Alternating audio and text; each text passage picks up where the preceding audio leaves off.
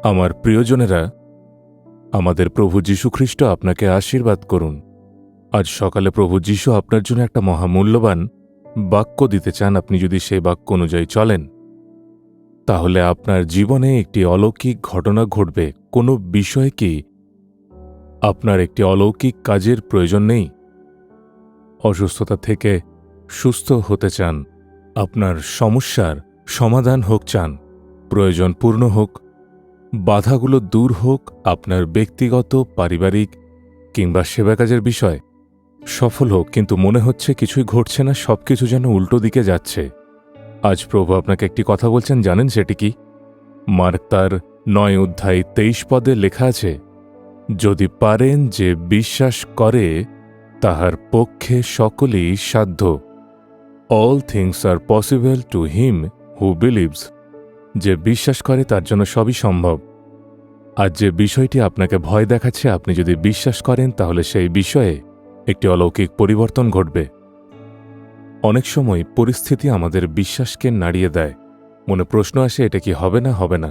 হয়তো আপনি এখন ঠিক সেই অবস্থার মধ্যে দিয়ে যাচ্ছেন। একদিকে আপনার বিশ্বাস আছে, আবার অন্যদিকে সেই বিশ্বাস কাঁপছে। আর বিশ্বাস মানে এই নয় যে প্রভু যা ইচ্ছা করুন, বরং বিশ্বাস হল আমি জানি এই বিষয়টি ঘটবে, তখনই প্রভু অলৌকিক কাজ করতে পারেন।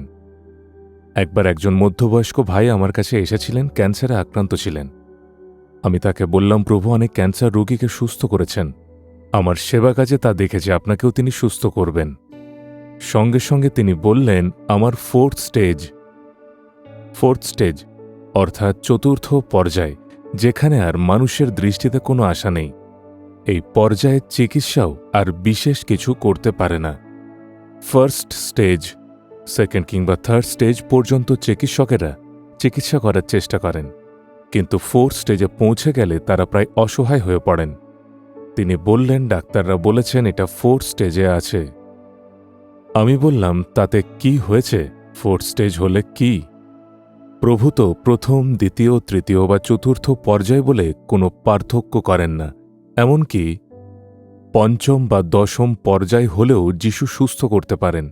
তিনি সুস্থ করেন, আপনাকে শুধু বিশ্বাস করতে হবে। যদি এটি ফার্স্ট স্টেজে থাকত, তাহলে আপনি কি ভাবতেন? আমি সুস্থ হবার আশা রাখি, আমার বিশ্বাস আছে, কারণ এখন এটি মাত্র সবে ফার্স্ট স্টেজে আছে। যদি যিশু রোগের প্রথম পর্যায়ে সুস্থ করতে পারেন, তাহলে কি তিনি ফোর্থ স্টেজে সুস্থ করতে কি পারবেন না? তখন তিনি এখানে শুধু বিশ্বাসেরই প্রয়োজন। আপনার বিশ্বাসের মাধ্যমেই প্রভু অলৌকিক কাজ করবেন। একবার ভেবে দেখুন, আপনি বলছেন আপনার ফোর্থ স্টেজ ক্যান্সার আছে, তবু আপনি জীবিত আছেন। কিন্তু এক যুবক মারা গিয়েছিল, তাকে কাপড়ে জড়িয়ে কবরের মধ্যে রাখা হয়েছিল, 4 দিন হয়ে গিয়েছিল।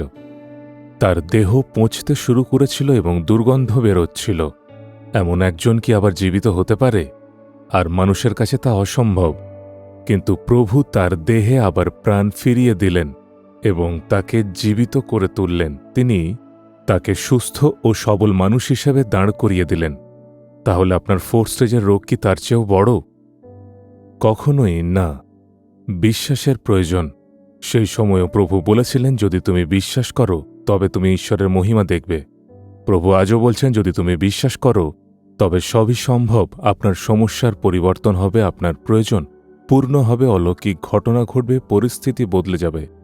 কিন্তু এর জন্য প্রয়োজন বিশ্বাস। সেই বিশ্বাস কি? যত বড়ই পরিস্থিতি হোক, যিশু তা পরিবর্তন করবেন।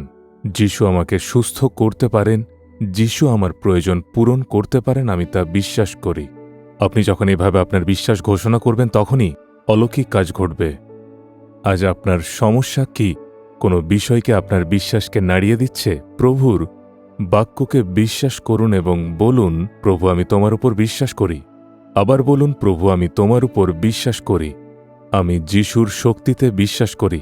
আমি বিশ্বাস করি তিনি অলৌকিক কাজ করতে পারেন। আপনি যতবার এটি বলবেন, আপনার বিশ্বাস ততই দৃঢ় হবে, আর তখনই অলৌকিক ঘটনা ঘটবে।